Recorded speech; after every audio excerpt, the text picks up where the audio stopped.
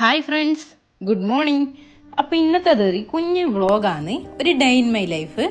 അപ്പോൾ ഇത് രാവിലെ തന്നെ ഒരു 5:30 ആകുമ്പോഴൊക്കെ ഞാൻ എണീച്ചിട്ടുണ്ടായിരുന്നു. ഇവിടെ ഇപ്പോൾ മോൾക്ക് വെക്കേഷനാണ്, പക്ഷേങ്കിൽ ആയിഷിന് ഓഫീസിൽ പോകണം. അതുകൊണ്ട് തന്നെ രാവിലെ തന്നെ എണീക്കണം, ബ്രേക്ക്ഫാസ്റ്റ് കൊണ്ടുപോവുക ചെയ്യുക. ഒരു 6:45 7 മണിയാകുമ്പോഴത്തേക്ക് ഇവിടുന്ന് ഇറങ്ങും.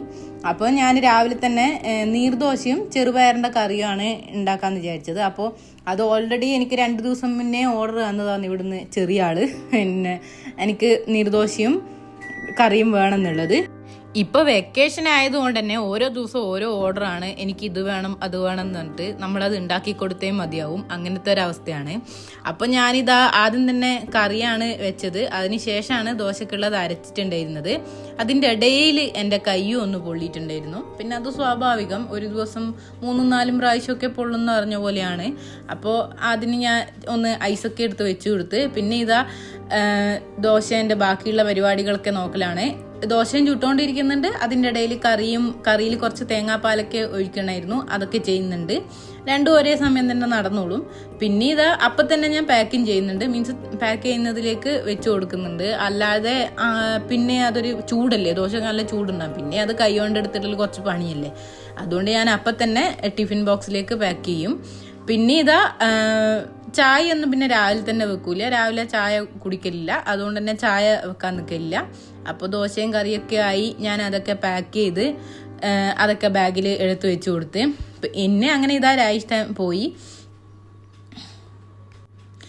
കഴിഞ്ഞ് കഴിഞ്ഞാൽ പിന്നെ ഞാൻ എന്താ വെച്ചാൽ കുറച്ച് പാത്രം കഴുകി വെക്കാനുണ്ട്. അപ്പോൾ അതൊക്കെ ഒന്ന് കഴുകി വെച്ചതിന് ശേഷം ഞാൻ കോഫിയോ ചായയോ അങ്ങനെ എന്തെങ്കിലും ഉണ്ടാക്കിയിട്ട് കുറച്ച് നേരം അവിടെ ഇരിക്കും. കുറച്ച് നേരം എന്ന് പറഞ്ഞാൽ ചിലപ്പോൾ അത് കുറച്ച് അധിക സമയമായി പോവും ഇരുന്നിട്ട്. അങ്ങനെ ഇരുന്ന് ഫോണൊക്കെ നോക്കി ചിലപ്പോൾ കിടന്ന് ഉറങ്ങുകയും ചെയ്യും. അതൊക്കെ കഴിഞ്ഞിട്ട് എണീക്കുക. ഇത് ഞാൻ പിന്നെ വേഗം തന്നെ എഴുന്നേറ്റിട്ടുണ്ടായിരുന്നു.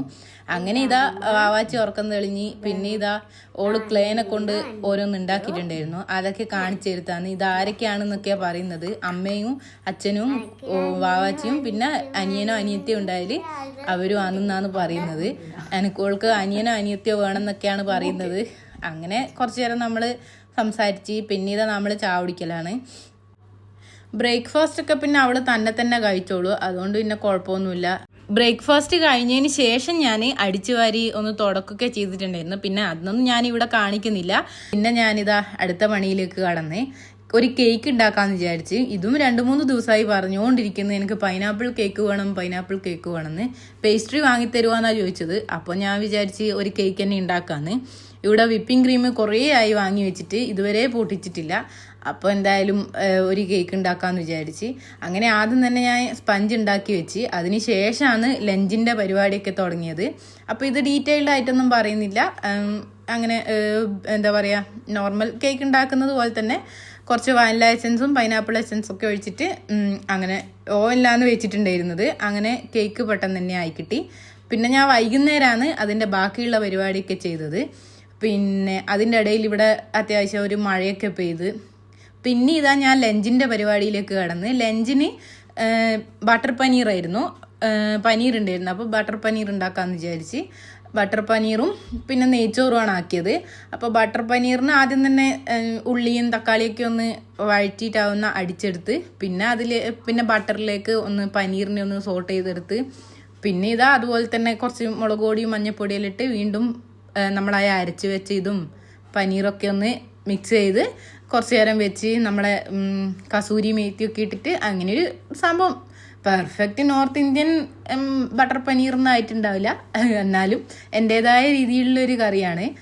കുറച്ച് ഫ്രഷ് ക്രീമൊക്കെ ഒഴിച്ചു കൊടുത്ത് അതിനെ അങ്ങനെ ആക്കി അവിടെ വെച്ച് അതിന് ശേഷം പിന്നെ ഞാനിതാ അടുത്ത നെയ്ച്ചോറ് വെക്കേണ്ടിയിട്ട് ആദ്യം ഞാൻ ചപ്പാത്തി ഉണ്ടാക്കാമെന്നാണ് വിചാരിച്ചത്. പിന്നെ ചപ്പാത്തി ഉണ്ടാക്കാൻ കുറച്ച് സമയം എടുക്കൂലേ, നെയ്ച്ചോറാകുമ്പോൾ പിന്നെ പെട്ടെന്ന് ആയിക്കോളുമല്ലോ.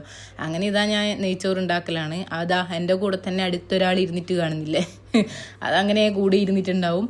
അപ്പോൾ അങ്ങനെ ഇതാ നെയ്ച്ചോറും ആയി. അതിനുശേഷം നമ്മൾ ലഞ്ച് കഴിച്ച് ഇഷ്ടം വരാൻ ലേറ്റ് ആവുമായിരുന്നു, അതുകൊണ്ട് തന്നെ നമ്മൾ പെട്ടെന്ന് തന്നെ ലഞ്ച് കഴിച്ചു. പിന്നെ ഞാൻ കുറച്ച് നേരം ഒന്ന് കിടക്കൊക്കെ ചെയ്ത് അതിനുശേഷം കേക്കിൻ്റെ ബാക്കി പരിപാടിയിലേക്ക് കടന്ന് ഞാനിവിടെ ട്രോപ്പോ ലൈറ്റിൻ്റെ വിപ്പിംഗ് ക്രീമാണ് എടുത്തിട്ടുണ്ടായിരുന്നു. നല്ല നല്ല അടിപൊളി ക്രീമാണ്, ഒരു രക്ഷയില്ല, നല്ല സ്റ്റിഫായി നിൽക്കുന്നുണ്ടായിരുന്നു. അങ്ങനെ ഇതാ ഞാൻ കേക്കൊക്കെ കുറച്ച് നേരം ഒന്ന് കേക്ക് ഫ്രിഡ്ജിൽ വെച്ചിട്ടുണ്ടായിരുന്നു. അപ്പോൾ അത് കട്ട് ചെയ്തെടുക്കാൻ നല്ല എളുപ്പമാണ്. നല്ല കേക്കായിരുന്നു കേട്ടോ. ഇത് നമ്മളെ ടീ കേക്കില്ലേ നമ്മൾ കടയിൽ നിന്നൊക്കെ വാങ്ങുന്നേ, അതുപോലെ ഉണ്ടായിരുന്നു. എന്നിട്ട് രാജേഷ് എന്നോട് പറഞ്ഞു, നീ ഇനി ഒരു പ്രാവശ്യം എനിക്ക് ഇതുപോലെ വെറുതെ നോർമൽ കേക്ക് മാത്രം ഉണ്ടാക്കി തരണം എന്നൊക്കെ പറഞ്ഞിട്ടുണ്ട്. ഇനിയിപ്പോൾ അതൊന്നും ഉണ്ടാക്കി കൊടുക്കണം. ഇവിടെ ക്രീം കേക്ക് വലിയ താല്പര്യമില്ല ആൾക്ക്, വാവാച്ചിക്കും എനിക്കുമാണ് ഇഷ്ടം. അപ്പോൾ ക്രീം ഇവിടെ ഉണ്ടല്ലോ, അതുകൊണ്ടാണ് ഞാൻ പിന്നെ ക്രീം കേക്ക് ഉണ്ടാക്കാമെന്ന് വിചാരിച്ചത്. അപ്പോൾ ഈ ക്രീമിനകത്തേക്ക് കുറച്ച് ഞാൻ പൈനാപ്പിൾ എസൻസ് ഒഴിച്ചിട്ടുണ്ടായിരുന്നു, വേറെ ഒന്നുമില്ല. പിന്നെ കുറച്ച് നട്ട്സൊക്കെ നമ്മൾ എന്താ പറയുക കേക്ക് ഇതാക്കുന്നതിൻ്റെ ഇടയിൽ ഇട്ട് കൊടുത്ത്, പിന്നെ കുറച്ച് ഷുഗർ സിറപ്പ് നല്ലോണം കേക്കിൻ്റെ മുകളിൽ അങ്ങ് സ്പ്രെഡ് ചെയ്ത് കൊടുത്ത്. അങ്ങനെ ഇതാ വലിയ കേക്ക് എക്സ്പേർട്ടൊന്നുമല്ല, ഡിസൈനൊന്നും എൻ്റെത് അങ്ങനെ പെർഫെക്റ്റ് ഒന്നും ആവില്ല. നോർമൽ സ്പഞ്ച് കേക്ക് ഉണ്ടാക്കാൻ എനിക്ക് നല്ലോണം അറിയാം. മീൻസ് അത് കുഴപ്പമില്ലാത്ത രീതിയിൽ തന്നെ ആവും. പക്ഷേങ്കിൽ എന്താ പറയുക, ഈ ഒരു കേക്ക് ഡിസൈനിങ്ങും കാര്യത്തിലും കുറച്ച് പിന്നോട്ടാണ്. അത്ര അങ്ങ് പെർഫെക്റ്റ് ആവുമൊന്നുമില്ല. ഇത് കാണുന്നില്ലേ, അത്രയൊരു ഇതാവില്ല. എന്നാലും ഇത് കുറച്ചും കൂടി ഒരു ബെറ്റർ ആയിട്ട് എനിക്ക് തോന്നി. എന്നിട്ട് ഞാൻ എൻ്റേതായ രീതിയിൽ ചെറിയൊരു ഡിസൈനെല്ലാം കൊടുക്കാമെന്ന് വിചാരിച്ച് എങ്ങനെയൊക്കെ ചെയ്യലാന്ന്. അപ്പോൾ ഇതാ അവസാനത്തെ ഒരു റിസൾട്ട് എന്ന് പറയുന്നത് ഇതാണ്. ഇങ്ങനെ കാണാൻ എനിക്ക് നല്ല രസം തോന്നി. പിന്നെ ഇത് കേക്ക് നല്ല ടേസ്റ്റ് ഉണ്ടായിരുന്നു കേട്ടോ. ഞാൻ എന്നെ തന്നെ പൊക്കാന്ന് വിചാരിക്കരുത്, ശരിക്കും നല്ല ടേസ്റ്റ് ഉണ്ടായിരുന്നു. പിന്നെ ക്രീം ഇഷ്ടമല്ലാത്ത ആൾക്ക് വരെ ക്രീം ഇഷ്ടമായി, നല്ല ടേസ്റ്റ് ഉണ്ട് എന്ന് പറഞ്ഞ്. അത് ഇന്നലെ തന്നെ പകുതിയിൽ മേലെയായി. നമ്മൾ പിന്നെ ഡിന്നറൊന്നും കഴിച്ചില്ല, ഇതായിരുന്നു നമ്മളെ ഡിന്നർ. അങ്ങനെ ഇതാ കേക്കിൻ്റെ ആൾ തന്നെ അതിൻ്റെ പകുതിയും കഴിച്ചു തീർത്തിട്ടുണ്ടായിരുന്നു. അപ്പം ഇപ്പം ഞാൻ മിസ് ചെയ്യുന്ന ഒരാളുണ്ട്, അമ്മക്ക് ഇത് ഭയങ്കര ഇഷ്ടമാണ്. ഞാൻ അമ്മയുടെ ഉള്ള സമയത്ത് ഉണ്ടാക്കണം എന്നായിരുന്നു വിചാരിച്ചത്. പക്ഷേങ്കിൽ എന്താ പറയുക, മുഹൂർത്തം ഇപ്പാന്ന് വന്നത്. അമ്മയെ വീഡിയോ എന്തായാലും കാണുന്നറിയാം. നമ്മൾ മിസ് ചെയ്ത്. ക്രീം കേക്ക് അമ്മക്കും ഭയങ്കര ഇഷ്ടമാണ്.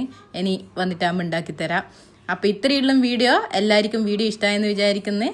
പുതിയൊരു വീഡിയോ ആയിട്ട് വീണ്ടും കാണാം. അതുവരെ ബൈ. Thanks for watching.